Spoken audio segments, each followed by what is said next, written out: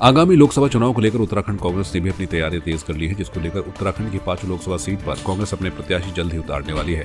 जिसको लेकर कांग्रेस प्रदेश महामंत्री नवीन जोशी ने कहा कि हमारे देहरादून और केंद्र में स्क्रीनिंग कमेटी की बैठक हो चुकी है और बीते दिन में ही स्क्रीनिंग कमेटी की पुनः बैठक की गई, जिसमें प्रत्याशियों के नाम पर विचार किया जा रहा है। हमारे पास कई वरिष्ठ नेता उम्मीदवार के तौर पर है, लेकिन पार्टी उसी को टिकट देगी जिसकी जीत की उम्मीद और प्रदेश में लोकप्रियता अच्छी होगी। देखिए, उत्तराखंड की 5 लोकसभा सीट के लिए हमारे पार्टी के वरिष्ठ नेताओं ने आवेदन किया है। उसके लिए स्क्रीनिंग कमेटी की बैठक एक तो उत्तराखंड में हुई है, उसके बाद दिल्ली में एक दौर की पहले वार्ता हो चुकी है। अभी एक कल भी दिल्ली के अंदर स्क्रीनिंग कमेटी की बैठक थी, उसमें हमारे 5 लोकसभा के जो हमारे कैंडिडेट्स हैं, हमारे पास सब सीनियर कैंडिडेट हैं, उनका बहुत लंबा अनुभव है। लेकिन पार्टी सभी के नाम पे विचार कर रही है। जो जीतने वाला कैंडिडेट होगा, जो जिताऊ होगा और जिसकी लोकप्रियता राज्य के अंदर अच्छी होगी, ऐसे कैंडिडेट को हम चुनाव में उतारेंगे। स्क्रीनिंग कमेटी की बैठक में माननीय प्रदेश अध्यक्ष जी, नेता प्रतिपक्ष जी, जो हमारी प्रभारी हैं शैलजा जी, स्क्रीनिंग कमेटी के हमारे जो चेयरमैन है भक्तचरण दास जी, ये सारे और समिति के सदस्य उसमें उपस्थित रहे और सभी के नाम पे मंथन हुआ। मैं समझता हूँ बहुत ही जल्दी हमारे जो कैंडिडेट होंगे उनके नाम का खुलासा कर दिया जाएगा। हल्द्वानी वन भूलपुरा के बाद अब प्रशासन द्वारा गोलापार के बागजाला में अतिक्रमण हटाने की कार्रवाई शुरू हो गई है। वन विभाग, प्रशासन और पुलिस संयुक्त रूप से कार्रवाई की है, जिसमें आज 8 अवैध निर्माणाधीन मकानों को जेसीबी से तोड़ा गया है। इस दौरान एसडीएम, एसपी सहित भारी पुलिस फोर्स मौके पर मौजूद रहा। बता दें कि सभी मकान वन विभाग की भूमि पर बने हुए थे, जिन्हें वहीं के रहने वाले कुछ भूमाफियाओं ने स्टैंप पर बेचा था। इसके अलावा वन विभाग की जमीन को कब्जा कर दूसरे लोगों को बेचने वाले भूमाफियाओं की भी जांच होगी। प्रशासन अतिक्रमण के खिलाफ सख्त कार्रवाई करने के मूड में नजर आ रहा है। पे जो निर्माणाधीन मकान थे और वन विभाग द्वारा जिनको रोका गया था और इनके द्वारा फिर भी निर्माण किया गया, ऐसे मकानों को आज ध्वस्तीकरण की कार्रवाई की जा रही है। इन मकानों की कुल संख्या 8 है और इसमें लगभग 1.25 हेक्टेयर के करीब एरिया जो है वो खाली कराया गया। देखिए, इसमें वन विभाग द्वारा समय समय पर कार्रवाई की जाती है और वन विभाग द्वारा ये अवगत कराया गया है कि इन व्यक्तियों को यहाँ पर निर्माण करने से रोका गया था और उसके बाद ही ध्वस्तीकरण की कार्रवाई की जाए। देखिए, अगर इस तरह के स्टाम्प में बिक्री के मामले कोई भी संज्ञान में आते हैं तो उस पर निश्चित रूप से कोई कार्रवाई की जाएगी। रेंज की टीम के द्वारा जो 8 जो चिन्हित मकान का खिलाफ ध्वस्तीकरण की कार्रवाई की जा रही है, इसमें प्रशासन का सहयोग है और पुलिस प्रशासन का भी सहयोग लिया जा रहा है।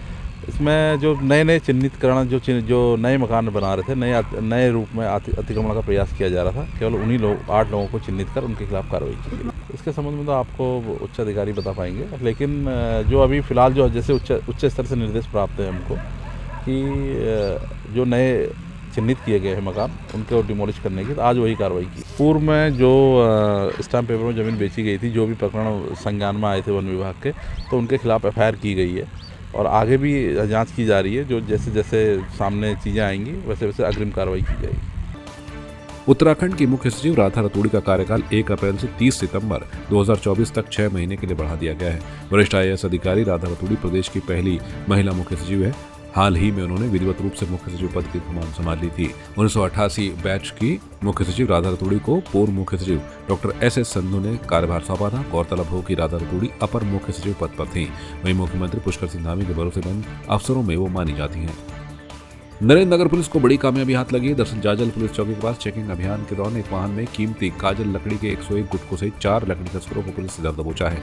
अभियुक्तों ने पूछताछ में बताया कि काजल की लकड़ी के गुटके वे टिहरी जिले के ब्लॉक घनसाली के गंगी जंगल से काटकर बेचने के लिए सहारनपुर ले जा रहे थे। बाजार में लकड़ी के गुटकों की कीमत 10 लाख से अधिक बताई गई है। आगामी लोकसभा चुनाव के दृष्टिगत हमारे सभी बैरियर्स, जो टिहरी क्षेत्र अंतर्गत जितने भी हमारे पुलिस के बैरियर्स हैं, सभी बैरियर्स में हम लोग काफ़ी सघन चेकिंग आजकल अभियान हमारा चला हुआ है।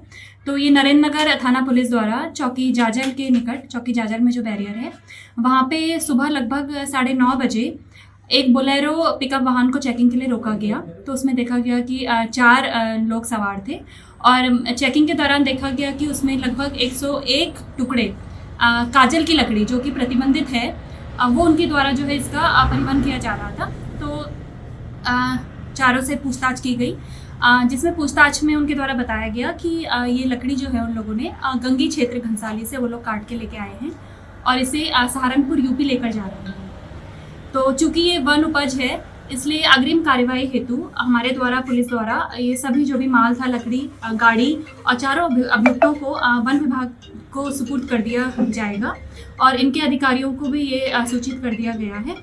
और इस संबंध में आगे की जो भी कार्रवाई है, जो जुडिशियल कस्टडी रिमांड है, ये सभी वन विभाग द्वारा ही लिया जाएगा। इसकी अनुमानित कीमत लगभग 10 लाख रुपए है। उत्तराखंड में मौसम ने एक बार फिर करवट बदल ली है। पहाड़ से लेकर मैदान तक बादल मंडरा रहे हैं। चार धाम समेत समस्त ऊंची चोटियों पर हिमपात का सिलसिला शुरू हो गया है। निचले क्षेत्रों में भी हल्की बूंदाबांदी जारी है। देहरादून से सटे इलाकों में अंधड़ के साथ ही बौछारें पड़ी। मौसम विभाग के अनुसार प्रदेश में आज भी मौसम का मिजाज बदले रहने के आसार हैं। पर्वतीय क्षेत्रों में 3200 मीटर से अधिक ऊंचाई पर भारी बर्फबारी हो सकती है। निचले इलाकों में गरज चमक के साथ भारी वर्षा, ओलावृष्टि और छौकेदार हवाएं चलने के आसार हैं। इसे लेकर ऑरेंज अलर्ट जारी किया गया है। मौसम विज्ञान केंद्र के निदेशक विक्रम सिंह के अनुसार अगले 2 दिन प्रदेश में वर्षा बर्फबारी के आसार हैं।